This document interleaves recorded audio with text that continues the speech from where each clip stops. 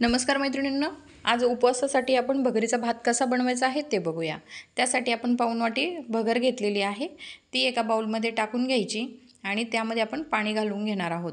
आता ही भगर जी आहे ती स्वच्छ आपल्याला धुवून घ्यायची। आता स्वच्छ धुवून यातलं पाणी आपण काढून घेतलेलं आहे। आता पाणी काढल्यानंतर यामध्ये आपण शेंगदाण्याचा थोडासा बारीक कूट करून घेतलेला आहे। यामध्ये हिरवी मिरची घालून घ्यायची।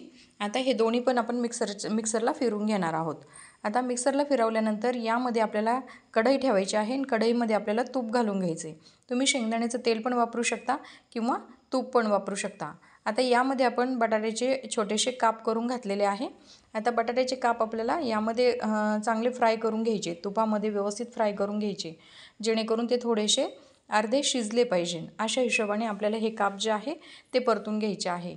त्यानंतर आपण शेंगदाणे, हिरवी मिरची जी आपण मिक्सरला पाणी घालून बारीक केलेलं होतं ते मिश्रण आपण यामध्ये घालून घेणार आहोत। आता थोडंसं भाताला किती पाणी लागेल शिजण्यासाठी त्या पद्धतीने आपण याच्यात पाणी घालून घेतलेलं आहे।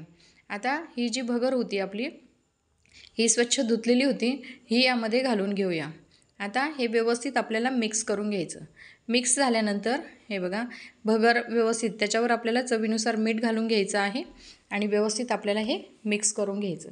आता ही आपल्याला व्यवस्थित शिजवून घ्यायची। अशा पद्धतीने ही बघा कमी गॅसवर आपण शिजवून घेतलेली आहे। असा हा भगरीचा भात आपला तयार झालेला आहे। व्हिडिओ आवडला तर व्हिडिओला लाईक करा, शेअर करा आणि आमच्या चॅनलला सबस्क्राईब करा। धन्यवाद।